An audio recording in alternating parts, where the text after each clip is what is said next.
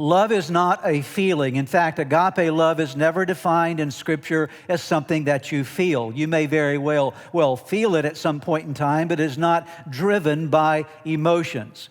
In fact, according to Scripture, love is a commitment, first and foremost, to think a certain way about a person. God's love begins with how you think about someone. What you think about a person will always determine your level of love toward them.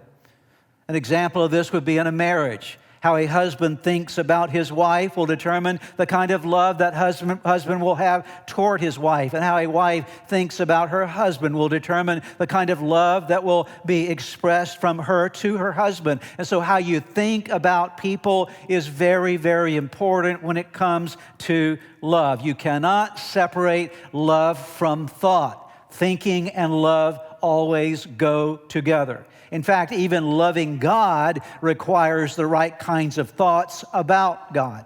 When Jesus was asked the question, what is the most important commandment of all? He answered it with these words, love the Lord your God with all your heart, with all your soul, and with all your mind, and with all your strength. There are four elements of this that we could talk about. Today I'm only focusing upon the fact that we're told to love God with our thoughts, with our mind. That is, we need to think the right way about God, because if you do not think the right way about God, you will not be able to effectively love God. You will never love God well if your thoughts about Him are tainted, if your thoughts about God are poisoned, if your thoughts about God are misinformed or twisted. Your thoughts about God must be right if your love for Him is to be strong.